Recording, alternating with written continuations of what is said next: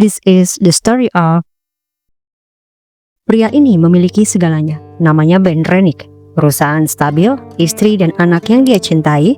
Dia juga sangat piawai dalam memelihara juga mengembangbiakan ular yang menjadi bisnisnya, hingga dijuluki Johnny Depp dari ular piton. Tapi nasibnya tragis. Dia mati batuk ularnya? Apakah benar?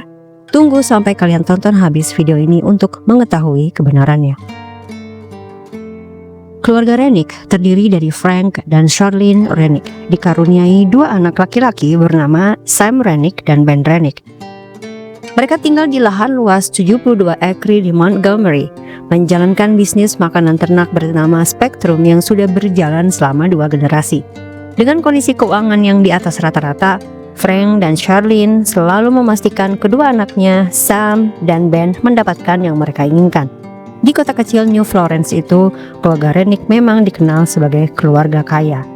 Tapi kemudian, di awal 1990-an, tragedi besar melanda mereka. Sebuah ledakan gas membumi hanguskan rumah mereka. Sayangnya, perusahaan asuransi menolak klaim mereka karena menurut perusahaan asuransi, ledakan itu disengaja. Ini tentu menjadi beban finansial yang sangat berat, apalagi tidak lama dari ledakan itu, Charlene dinyatakan mengidap kanker. Sehingga dana yang mereka punya praktis habis untuk membiayai pengobatan kanker Charlene dan renovasi rumah yang berlangsung selama 10 tahun. Seakan belum selesai, tragedi demi tragedi menghantui keluarga Renick. Charlene meninggal di tahun 2008. Di tahun 2012, Frank sang ayah terlibat kasus penipuan. Dia dituduh menggelapkan dana investor. Setelah menghadapi dakwaan itu, Frank Renick tidak sanggup menghadapi kasusnya. Dia memutuskan untuk bundir di teras rumah mereka tepat pada hari ayah. Berdua, Sam dan Ben yang berusia 20-an tinggal di properti seluas 72 ekri di pedesaan Missouri. Untuk bertahan hidup, Ben mulai memelihara dan menjual ular untuk mencari nafkah. Dia memang sangat suka dunia reptil. Di tahun 2011, sebelum ayahnya meninggal, Ben jatuh cinta dan mulai berkencan dengan teman lama SMA-nya bernama Linley Gallatin yang berprofesi sebagai terapis pijat. Mereka memiliki banyak kesamaan minat dalam musik dan film. Meskipun saat itu Linley sudah berstatus janda dengan satu anak bernama Matthew, Ben tetap menerimanya seakan Matthew adalah anaknya sendiri. Romansa antara Ben dan Linley berlanjut hingga memiliki seorang putri bersama, seorang gadis kecil bernama Emma. Baru pada tahun 2014, ketika Emma berusia 2 tahun, mereka menikah. Sementara itu, bisnis ular Ben terus berkembang. Ben dikenal sebagai orang yang jenius dalam bidang perularan. Dia bisa bikin genetik baru sesuai permintaan customer. Ben dibantu Linley bekerja sama mengembangkan bisnis pengembangbiakan ular itu. Dari telur hingga menetas, memberi label pada setiap kotak, memasukkannya ke inkubator dengan induknya, dan memasarkan bersama, bahkan berkumpul di pameran bersama teman-teman mereka. Linley dikenal sebagai istri yang baik dan menyenangkan di mata komunitas ular kenalan Ben. Mereka adalah pasangan ideal dengan bisnis yang hebat.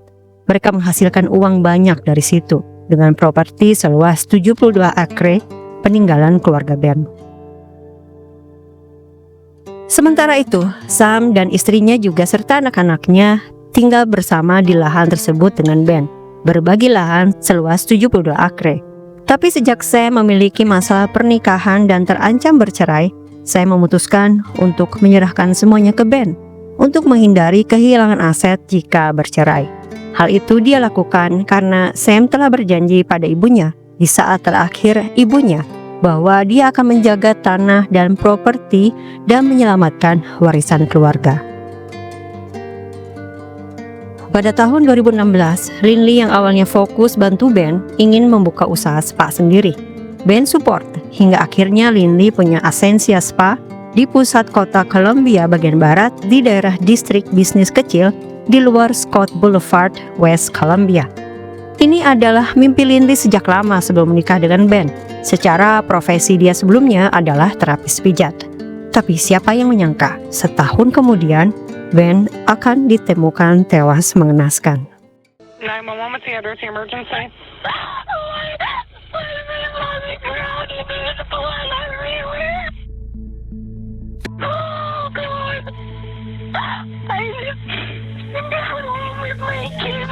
the car and I went to go check on him. And I saw him on the ground. Okay, do you know what happened to him? Ben? Oh, God. Oh, God. Okay, do you know anything, like how long he's been there? Do you know Oh, he's gone. what may have happened? He got killed by a snake. By a snake? He raised this large 500-pound snake.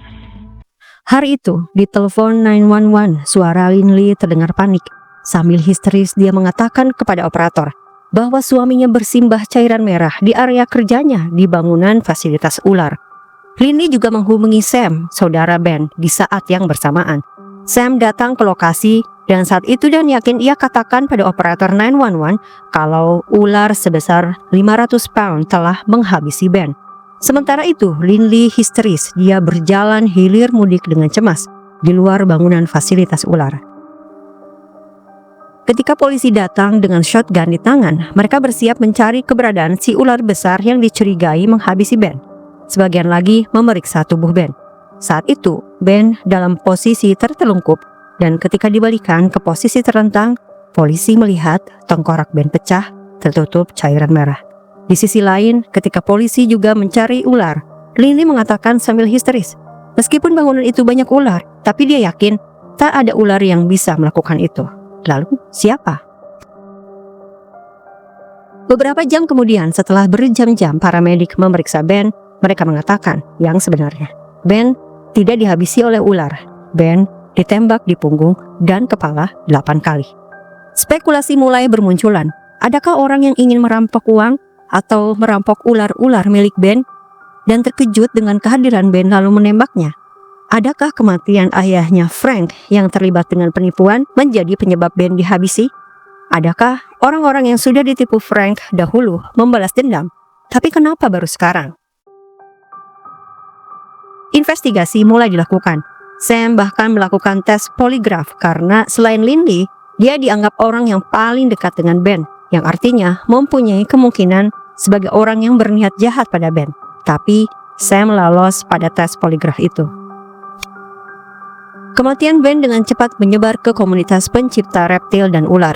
Customer Ben dan fans segera mengumpulkan donasi untuk membantu Linley dan anak-anaknya secara finansial sepeninggalnya Ben. Ben memang dikenal sebagai orang dengan dedikasi yang tidak main-main di bidangnya. Dia menjadi panutan begitu banyak orang dan orang-orang menghormati apa yang Ben lakukan.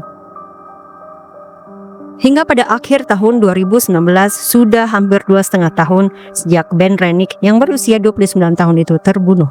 Polisi belum menemukan orang yang kompeten untuk menjadi tersangka dengan bukti yang kuat. Bertahun-tahun orang berspekulasi bahwa Ben dihilangkan nyawanya karena ularnya yang bernilai ribuan dolar atau ada kaitannya dengan kasus ayahnya yang terdahulu. Meski tidak ada tersangka, tapi polisi sebenarnya tengah memata-matai seseorang. Polisi sebenarnya sudah curiga pada Linley sejak hari pertama. Dia yang menemukan jasad suaminya dan menelpon 911. Linley juga gagal tes poligraf. Dia cuma bisa bilang nggak tahu ketika ditanya kenapa dia bisa gagal tes poligraf. Polisi juga sudah tahu kalau Linley ternyata tidak setia selama ini. Ia berselingkuh berkali-kali selama bersama dengan Ben. Linley juga segera menjual properti 72 acre itu senilai $80.000. Padahal Sam masih tinggal di tanah warisan itu. Sam dongkol bukan main, sampai bilang Linley itu orangnya red flag. Linley juga menjadi satu-satunya penerima polis asuransi kematian Ben senilai $1 juta. Semua tuduhan mengarah pada Linley. Bahkan Linley cepat move on-nya. 6 bulan setelah Ben meninggal, Linley mengumumkan bahwa dia sedang dalam hubungan pacaran dengan seseorang yang kemudian mempunyai anak dari pria itu. 2,5 tahun tanpa perkembangan berarti penyidik perlu terobosan dalam kasus ini.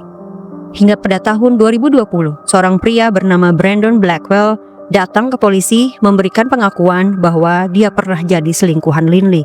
Hubungan mereka dikatakan berlanjut setelah kematian Ben dan mereka memiliki anak bersama. Brandon bilang Linley pernah mengaku padanya kalau dialah yang sudah menghabisi Ben. Ini informasi penting untuk polisi. Tapi mereka masih harus mendapatkan bukti yang menguatkan. Apa alasan Brandon membocorkan itu semua? Pada musim gugur tahun 2019, hubungan Brandon dan Lynley mulai tidak akur. Pada satu titik, Lynley sampai meminta polisi mengeluarkan restraint order atau perintah perlindungan atau perintah penahanan terhadap Brandon agar tidak mendekati Lily dan anak-anaknya. Tapi Brandon melanggarnya. Hingga akhirnya Brandon ditahan. Dalam sel, Brandon berpikir dia ingin segera bebas. Dia punya kartu as Lily. Brandon memutuskan untuk jadi informan, membocorkan pengakuan Lynley bahwa dia sudah menghilangkan nyawa Ben sebagai barter dengan kebebasannya.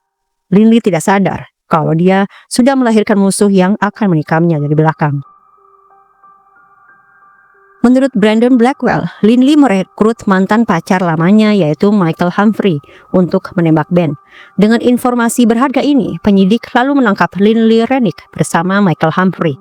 Berita ini pasti sangat mengguncang keluarga, juga komunitas ular. Apalagi mereka telah mengumpulkan uang dan memberikan puluhan ribu dolar kepada Lynley dan anak-anak. Pengkhianatan Lynley itu bahkan membuat teman Ben mengatakan jika ada iblis menjelma jadi manusia, itu pastilah Lynley. Seiring berkembangnya kasus ini, terdakwa baru hadir. Ashley Shaw, manajer Ascensia Spa milik Lynley, ternyata terlibat. Keterlibatan Ashley Shaw mungkin karena Ashley pernah mendengar Lynley curhat kalau Ben melecehkannya dan melakukan hal-hal seksual di luar keinginan Lynley. Mungkin jiwa melindungi sesama wanita muncul. Ashley membantu Lynley menghabisi Ben dengan memberikan 15 pil Percocet untuk dicampur ke minuman protein shake Ben, tapi gagal. Ben hanya sakit dan muntah-muntah parah pada malamnya. Polisi lalu menawarkan kesepakatan pembelaan kepada Ashley untuk bersaksi melawan Lynley. Karena itulah cara yang mungkin efektif agar Ashley mau jujur dan terbuka. Setahun kemudian, Michael Humphrey, mantan pacar Lynley, diadili terlebih dahulu. Dia mengaku tidak tahu apapun tentang rencana pembunuhan Ben dan hanya pergi bersama Lynley ke peternakan ular untuk membantunya meninggalkan suaminya. Tapi juri tidak percaya dan tetap menghukumnya atas tuduhan pembunuhan. Dia akhirnya membuat kesepakatan yang mengharuskannya kembali ke pengadilan dan bersaksi melawan Lynley. Kesepakatan itu akan mengubah hukuman Michael Humphrey atas pembunuhan tingkat pertama menjadi ke tingkat kedua, yang mana artinya dia akan memenuhi syarat untuk pembebasan bersyarat. Michael Humphrey bersaksi, dia memang berkali-kali diminta Lynley untuk menghilangkan nyawa Ben, dan berkali-kali pula Michael menolak. Dia hanya mengantar Lynley ke bangunan fasilitas ular milik Ben untuk memberikan dukungan moral karena Lynley akan meninggalkan Ben. Ketika Lynley dan Michael baru sampai, menurut Michael, di lokasi mereka melihat Ben sedang membuang sampah. Michael mengaku diperkenalkan kepada Ben sebagai teman yang ingin melihat-lihat ular.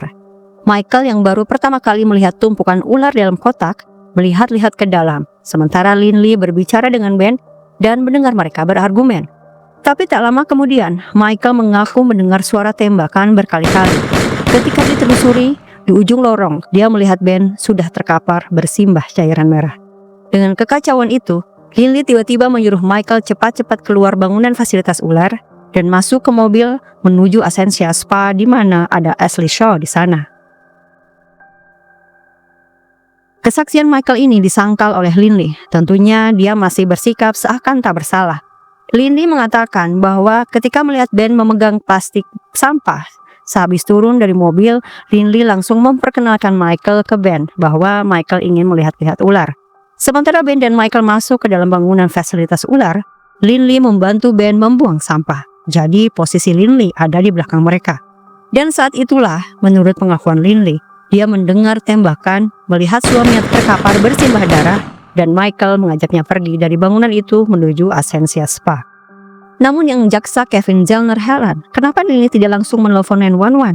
Lynley bahkan ketahuan membuat alibi saat setelah penembakan itu. Lynley mengirim 2 pesan, satu kepada Ben, satu kepada Michael, seolah tidak terjadi apa-apa. Kenapa Lynley pergi ke spa dan baru 1,5 jam kemudian menelpon 911? Lynley mengatakan bahwa pada saat itu, dia mencoba menyangkal atas kenyataan dan peristiwa yang terjadi. Kata-kata ini tentu tidak bisa memuaskan jaksa, apalagi Lynley adalah perempuan dewasa yang seharusnya paham.